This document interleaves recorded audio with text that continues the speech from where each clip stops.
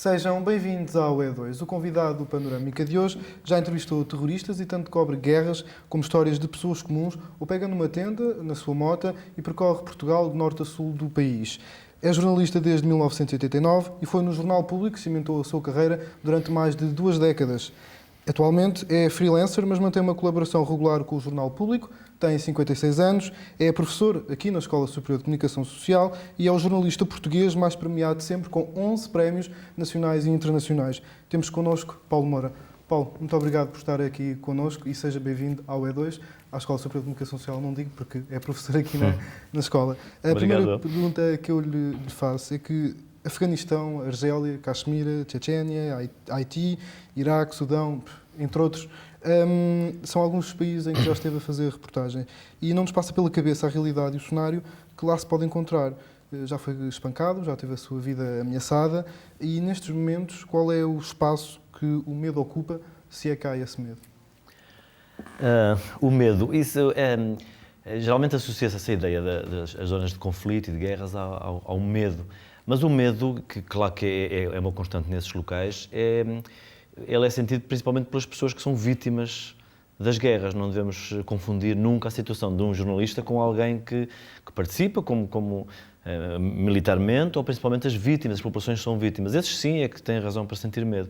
Um jornalista numa situação dessas tem que calcular os seus riscos de uma forma muito racional e, portanto, o medo não pode, quer dizer, o medo joga o seu papel normalmente como qualquer ser humano e tem a função da pessoa se proteger nas situações de perigo e usando o seu próprio instinto para perceber onde é que está o perigo e fugir dele, mas acima de tudo nessas situações tem que se usar a razão, tem que ser uma coisa muito racional, muito calculada, os riscos que se correm e de preferência não se correm, não correr riscos e portanto nesse sentido é algo muito racional e pensado e não estamos... o medo não desempenha um papel muito importante nas nossas decisões, aquilo que fazemos ou não. Portanto, um jornalista que vá cobrir uma guerra tem que ser frio e calculista. De certa maneira, sim.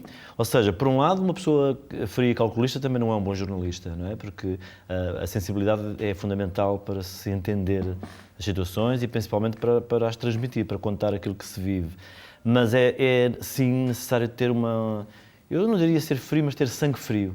Ou seja, nos momentos decisivos, nos momentos em que a situação é complicada, em que é muito imponderável, aquilo que é imprevisível, aquilo que pode acontecer a cada momento, o jornalista, como qualquer pessoa que trabalha nessas zonas, quer que seja alguém que trabalha numa organização humanitária, ou seja o que for, tem que ter uma capacidade de sangue frio, ou seja, manter a racionalidade, tomar decisões friamente, acertadas, muito bem pensadas e não se deixar levar pelas emoções. Depois, na hora de escrever ou na hora de ir embora, aí sim pode sofrer à vontade e ter emoções, o que geralmente acontece. Mas é preciso uma capacidade de manter o sangue frio nos momentos. O que não significa frieza. Portanto, como eu disse, e eu acredito que o lado subjetivo é muito importante na reportagem. Um bom repórter tem que ser alguém que é capaz de sentir e tentar compreender o que os outros sentem. E ter uma forma sensível e subtil de transmitir isso naquilo que escreve, naquilo que diz na televisão, ou seja o que for, e portanto a sensibilidade é fundamental. Um jornalista frio, apenas que vai analisar a situação friamente, não será um bom repórter. Pode ser um bom analista de geopolítica, etc. Não terá a sensibilidade que o jornalista precisa. Exato, mas um repórter vive essencialmente a sua sensibilidade. E como é que se prepara para cenários deste tipo? Cuidados é que se têm? Muitas vezes não se pode ter grande preparação porque a pessoa sabe na véspera que vai no dia seguinte para um cenário deste. Portanto, nem sequer dá tempo de grande preparação. A pessoa prepara o que pode, ou seja, é uma bagagem mínima que tem que levar para ter o máximo de mobilidade e de liberdade. A pessoa tenta informar-se o mais possível sobre a situação no terreno, do sítio para onde vai, né?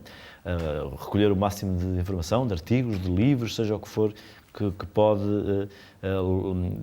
ainda há tempo de levar para essa viagem e tenta recolher alguns contactos, se possível também, nessa zona para ter alguma base para começar a trabalhar quando chega. mas de resto a preparação não é muita. Geralmente a preparação é mais uma atitude, um estado de espírito que é preciso ter, de estar disposto a tudo, um espírito de aventura, espírito de sacrifício também, porque muitas vezes, mais até do que os perigos e o medo, quando se fala das guerras, esse tipo de situação que provoca medo, às vezes o principal não é isso. O que caracteriza essas situações é mais o desconforto do que o medo. É o desconforto, é não ter onde dormir, não ter onde comer, ter que passar fome, passar dias são semanas sem tomar banho e sem comer, não é? Exatamente. Portanto, isso é aquilo que eu identifico. Essas situações é mais com esse tipo de desconforto do que propriamente com o perigo de vida. Né? E agora que falou no perigo de vida, há alguma forma de contornar ou evitar situações de perigo ou, no limite, uma certa impotência vence? Não, tem que se evitar o máximo as situações de perigo. Ou seja, primeiro, como eu disse, mas o perigo é mais para as essas populações. O jornalista, à partida, está mais protegido do que as populações. À partida, nem sempre é assim, porque hoje em dia há situações em que é o contrário.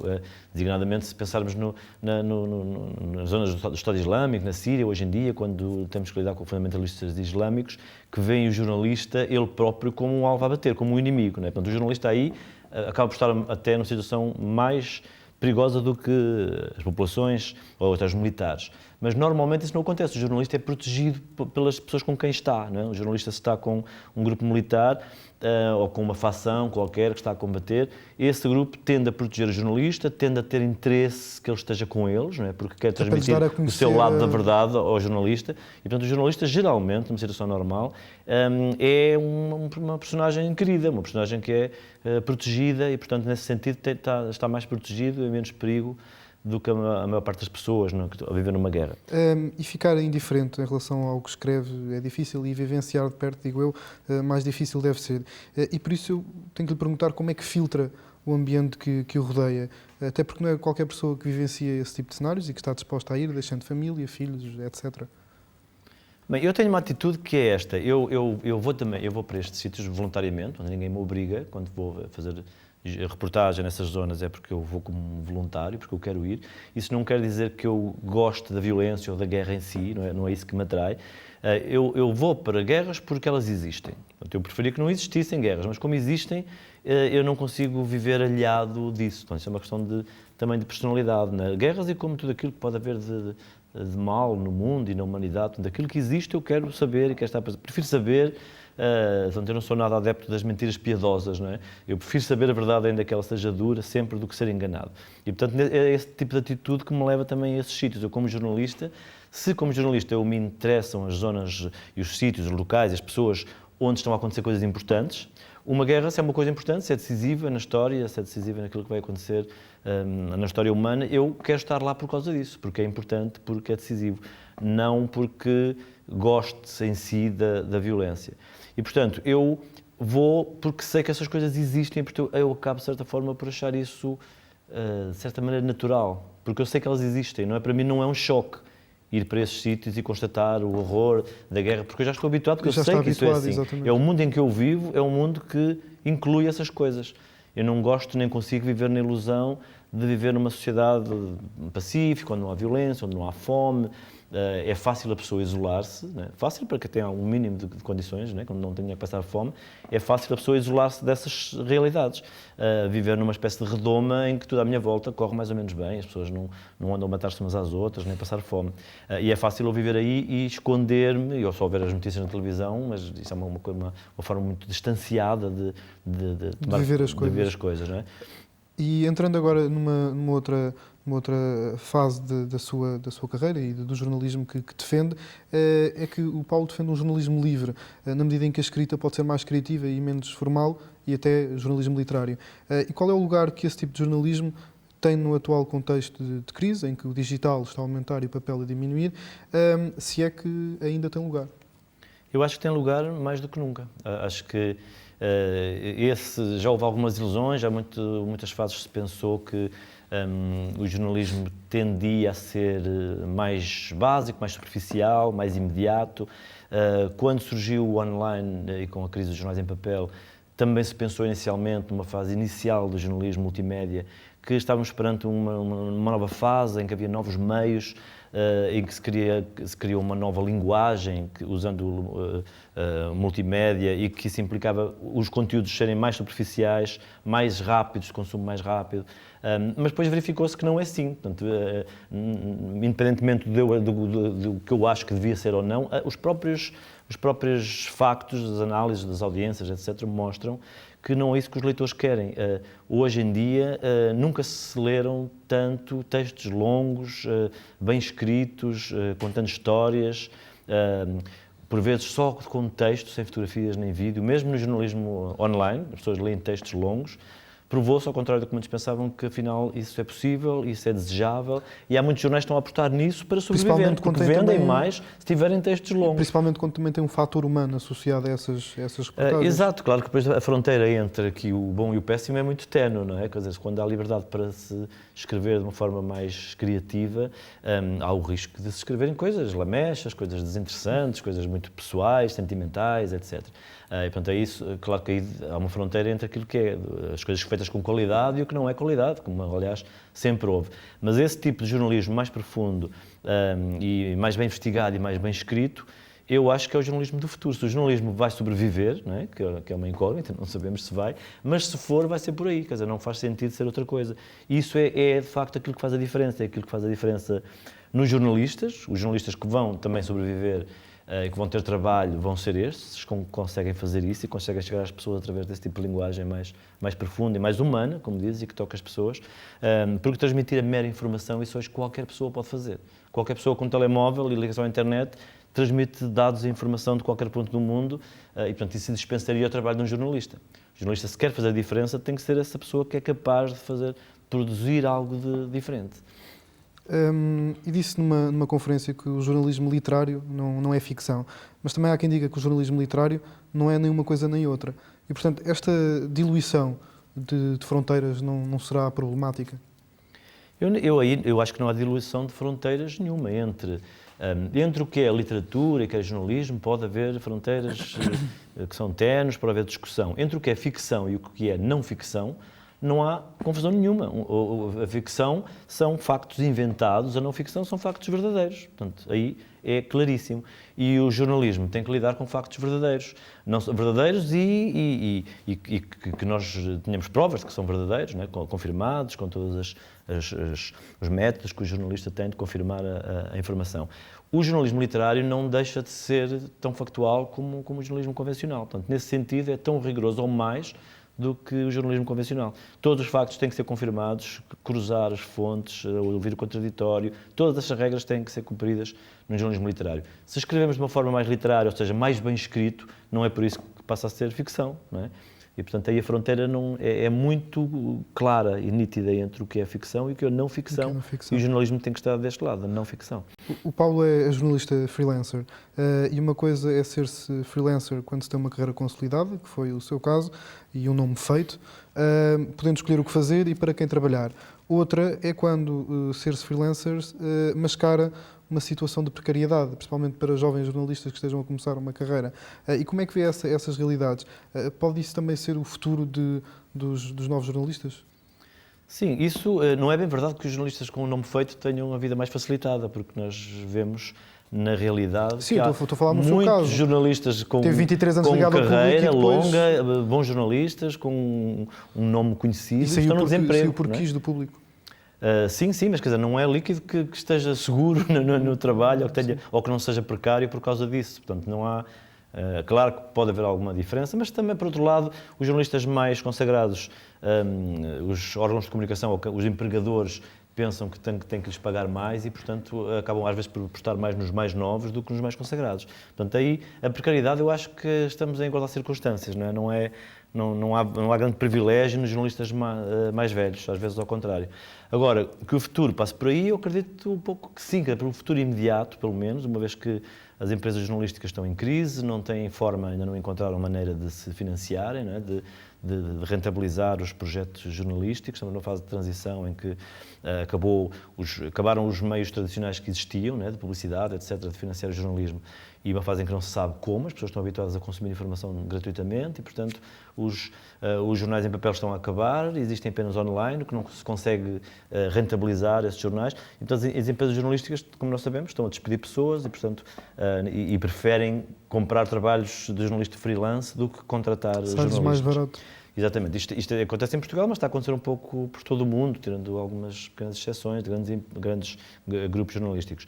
E, portanto, na prática, nos próximos anos, o que vai acontecer é isso. Os jornalistas, tendencialmente, vão ser freelance, vão trabalhar de forma independente e têm que se encontrar forma de conseguir fazer uma vida com isso, sobreviver com isso e ganhar dinheiro e ter uma profissão, sendo freelance, diversificando a forma de trabalhar, os tipos de trabalho que se produz, os empregadores para quem se trabalha, e tem que se encontrar a forma de ser possível.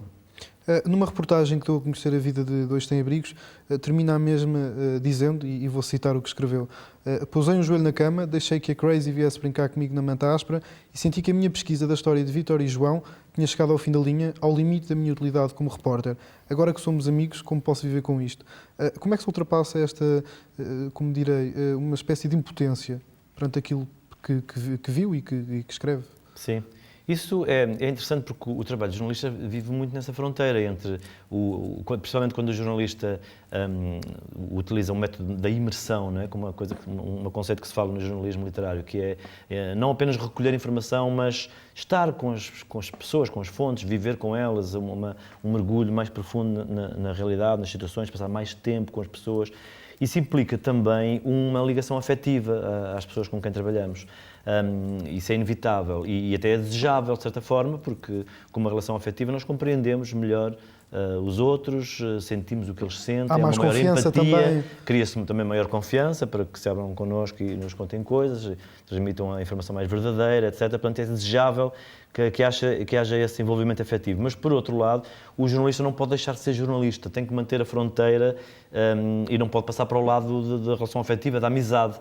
No momento em que eu me tornei amigo da minha fonte, já não estou a fazer um bom trabalho como jornalista. Portanto, pode-se ir até esse ponto e aí tem que separar. É um pouco o que eu quis dizer aí com esse trabalho, quer dizer, que foi Dois Sem-Abrigo que eu acompanhei durante meses. Durante vários meses eu fui almoçar com eles todos os domingos, encontramos regularmente e eles iam-me contando as suas histórias. Portanto, o trabalho durou muito tempo e eu fui desenvolvendo, de facto, uma relação afetiva com eles.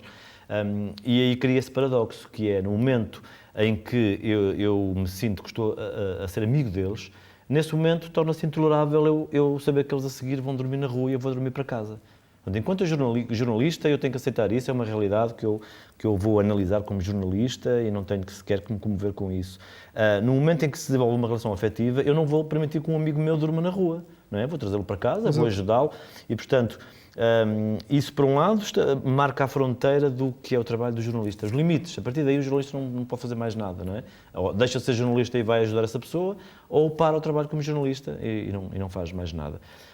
Mas, por outro lado, também nos mostra, quer dizer, é preciso chegar a essa fronteira para chegar a essa compreensão de que uma situação dessas, de facto, objetivamente, de acordo com todos os valores que nós defendemos, é uma situação insustentável, que nós não podemos permitir que exista. Haver pessoas, nossos semelhantes, que vivem na rua, que não têm dinheiro para comprar comida, roupa, etc. Isso é intolerável. Enquanto o jornalista pode aceitar a sociedade como ela é e apenas vai analisá-la e descrevê-la, a partir do momento em que passamos para esse lado da amizade, deixamos de poder tolerar que isso exista e temos que fazer qualquer coisa, temos que agir. E às vezes é preciso o jornalista chegar a esse ponto de fronteira para poder mostrar isso, descrever a realidade, mas a dizer também, atenção, isto não é tolerável. Eu, como ser humano, não aceito. Esta é a minha última questão e peço-lhe que seja muito breve. Entre os prémios que ganhou, tem o mais importante prémio de jornalismo português, o Gazeta. Internacionalmente foi premiado mais que uma vez pelas Nações Unidas, Comissão Europeia e também pela Unesco. Para além do reconhecimento do trabalho feito, o que é que estes prémios significam? Os prémios significam um reconhecimento importante para um jornalista porque muitas vezes não há outros reconhecimentos. Ou seja, um jornalista muitas vezes está submetido à lógica do mercado, nas empresas em que trabalha e, portanto, é normal vermos um jornalista excelente ser despedido ou não ser valorizado o seu trabalho. Portanto, ele está num mundo muito selvagem que o seu trabalho não é reconhecido socialmente. O trabalho de jornalista, apesar de ter uma utilidade inegável, pública, não é reconhecido de facto pela sociedade. Isso é uma situação que um dia terá que ter uma solução, acho eu. O jornalismo vai ter que ser financiado, vai ter que ser financiado ou por mecenas ou pelo próprio Estado, que é uma das possibilidades que eu cada vez mais coloco. Tem que ser considerado um serviço público útil e quer seja rentável, quer não seja, tem que ser apoiado para que se garanta a sua existência. Os prémios acabam às vezes por ter um pouco essa função. Não pelo lado financeiro do prémio, que geralmente não é muito significativo, mas por esse lado do reconhecimento público, de haver instituições, é algo que fica, não é? O prémio, como agora acabaste de dizer, ganhei o prémio X e Y, é algo que não se apaga, que não é esquecido no dia seguinte, a pessoa fica com aquilo no seu currículo e é uma forma de reconhecimento público pelo trabalho e pelo esforço e pela própria utilidade pública que o trabalho teve. Muito obrigado, Paulo, por ter aceitado o nosso convite, foi um prazer tê-lo aqui connosco. Obrigado. Termina assim mais um Panorâmica. Podes continuar a acompanhar os nossos conteúdos no Facebook e rever o programa no nosso canal do YouTube. O E2 fica por aqui, mas nós voltamos para a semana. Até lá!